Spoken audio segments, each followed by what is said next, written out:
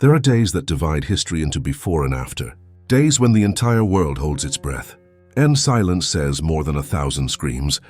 On the morning of September 11th, 2001, millions of people looked up at the skies and saw the impossible happen. An attack so devastating it turned fear into a permanent shadow over the planet. It was an ordinary Tuesday. The sun rose over New York with a golden glow reflecting off the imposing Twin Towers, symbols of American power and modernity. No one could imagine that within minutes, those towers would become the epicenter of an unprecedented tragedy. At 8:46 a.m., American Airlines Flight 11 crashed into the North Tower of the World Trade Center. A deafening sound followed by a rain of fire, debris, and despair. People looked up, unable to understand. Some thought it was an accident, others that it was the end of the world. But that was only the beginning. At 9:03 a.m., just 17 minutes later, United Airlines Flight 175 hit the South Tower. This time, the entire world watched live. The cameras that were already filming the fire in the first tower captured the second impact, a scene so surreal that many thought it was staged. But it was real, and at that moment everyone realized the United States was under attack. The city plunged into chaos. Sirens echoed from every direction, and the streets of Manhattan became a battlefield. Thousands tried to escape, while others ran toward the danger to save lives.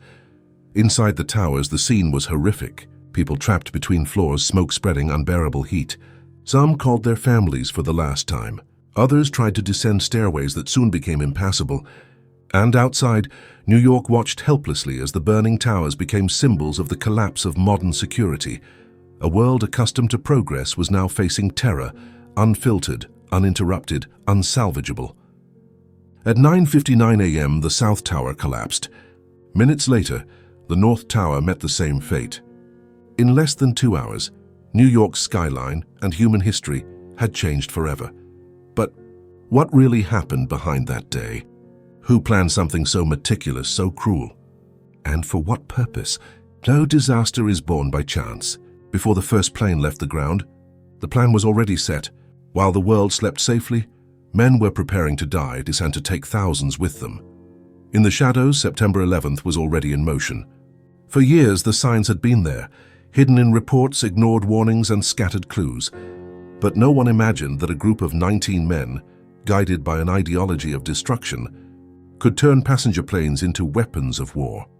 The mastermind behind the plan was Osama bin Laden, leader of the extremist organization Al-Qaeda. After years of conflict with the West, he designed a response that would shock the world, a deadly choreography carefully calculated. While the world was distracted by politics and economics, Al-Qaeda was training pilots, funding trips, and building a network of silence. The plan required precision, blind faith, and absolute coldness. In 2000, the first terrorists began quietly entering the United States. They used false identities, enrolled in flight schools, and led seemingly ordinary lives. They lived in peaceful cities, rented modest apartments, went to restaurants, paid bills, and waited for the right day. What few knew was that behind those anonymous faces was a hatred carefully nurtured. They didn't just want to kill, they wanted to send a message to the world, a message of terror, power, and revenge. Every ticket purchased, every flight lesson, every phone call was a piece of a puzzle that would soon be completed with fire and ashes. On the night of September 10th, most people slept peacefully. The terrorist pilots did too.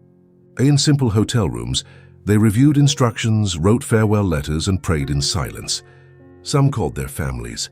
Others simply stared at the ceiling and waited for dawn.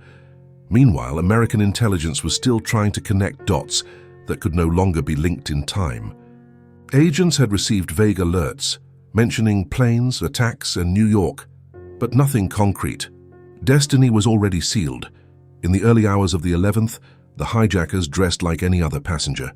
They arrived early at the airports, passed through metal detectors, smiled at the staff. Nothing about them drew attention. Each carried a small blade, enough to take control of a cockpit.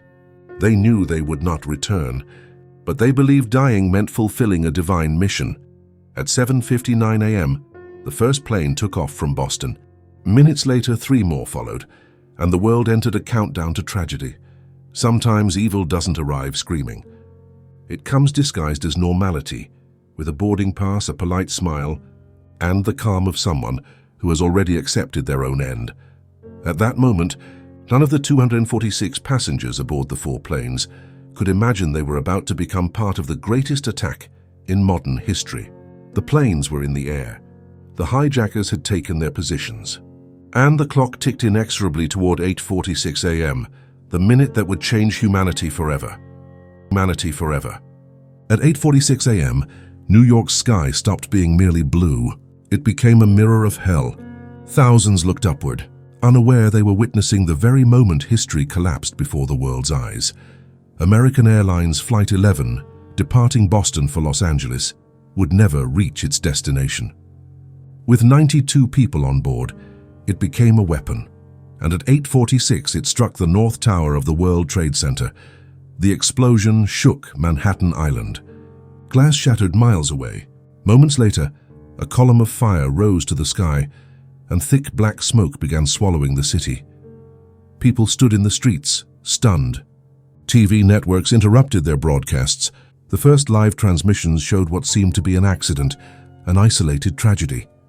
But the truth was still minutes away. At 9:03 a.m., United Airlines Flight 175 hit the South Tower. This time, the entire world saw it. Millions of viewers watched live, unable to believe their eyes. A second plane, a second impact, and the terrifying certainty. This was no accident.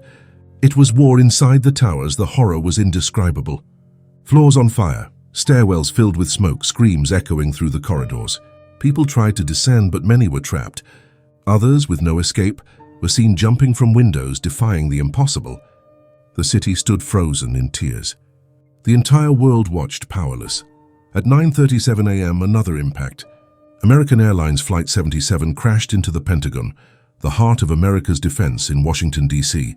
Fire spread through the building, killing hundreds instantly. The most powerful country in the world was under attack, and no one knew how many planes were still in the air. Fear now gripped the entire United States. Airspace was closed. Planes were diverted or forced to land. The White House and Capitol were evacuated, and President George W. Bush, aboard Air Force One, received the first briefing. "Mr. President, the United States is under attack."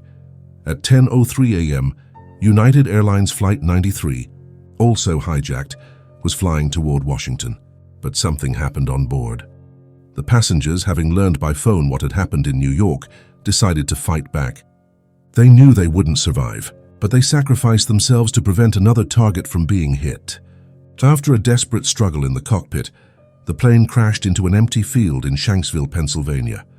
All died, but their actions prevented an even greater tragedy. Anonymous heroes who chose to die so that others might live. At 9:59 a.m., the South Tower began to collapse. The steel structure gave way under thousands of degrees of heat. In seconds, the skyscraper crumbled like a sandcastle. 29 minutes later, at 10:28, the North Tower followed. The financial heart of the world vanished into a cloud of dust, concrete, and despair. New York was covered in ashes. People wandered the streets aimlessly, covered in dust, eyes empty, like survivors of an apocalypse. It was the day the world stopped, the day humanity saw in real time the collapse of its own illusion of safety.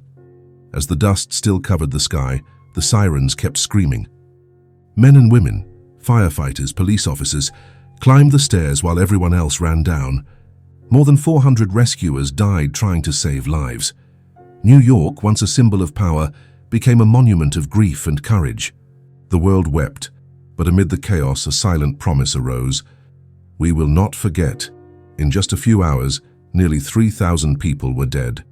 Hundreds disappeared in the ruins, and the question echoing across the planet was one: who did this and why? When the flames went out, silence took over the world. But the real terror was only beginning, because after September 11th, nothing, absolutely nothing, would ever be the same. The day after the attacks, the United States awoke amid devastation. Thousands of families searched names on lists of the missing.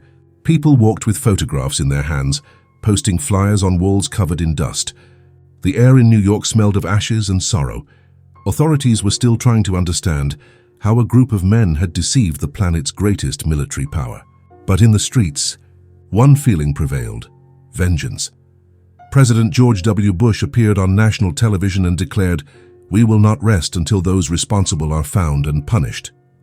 The entire world watched.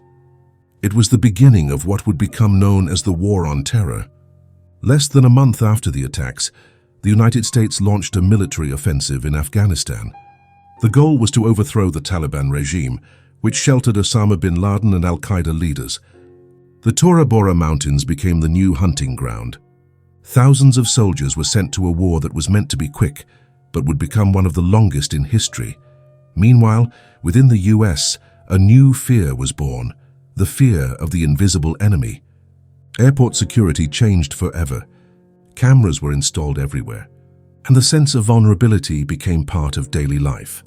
September 11th didn't just destroy buildings. It destroyed the innocence of a generation. Governments around the world began to act. New surveillance laws were created, borders reinforced, and the word terrorism became part of the global vocabulary. But along with security came fear, and in many cases, intolerance. Innocent Muslims were persecuted, discriminated against, and mistaken for enemies. Terror had triumphed not only with weapons, but through division and distrust. It was the dawn of a new era, an era of permanent fear. For nearly 10 years, the CIA and US Special Forces tracked Osama bin Laden's trail. Secret operations, interrogations, global surveillance, and espionage. Until on May 2, 2011, a decade after the attacks, bin Laden was found in Pakistan. Operation Neptune Spear lasted just 40 minutes.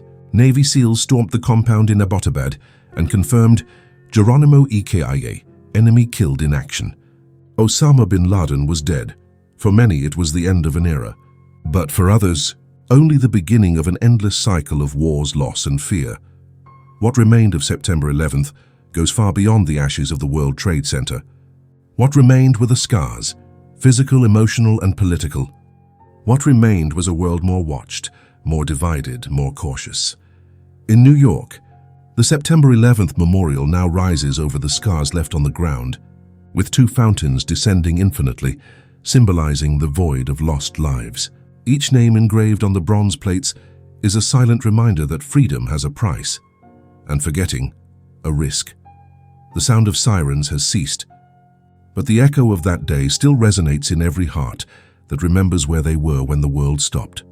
Today, more than 2 decades later, September 11th remains one of humanity's darkest chapters, a reminder that evil can hide in the shadows, but also that courage can shine even in the deepest darkness, because that day, while the world fell, firefighters, civilians, doctors, and strangers became heroes, proving that humanity still endures, even among the ashes. If this story touched you, honor the victims by remembering. Share this video, leave your like and comment. I remember the day the world stopped. And if you want to keep exploring the real stories that marked humanity, subscribe to Authentic Mysteries, where every episode reveals that the past still whispers among us. Still whispers among us.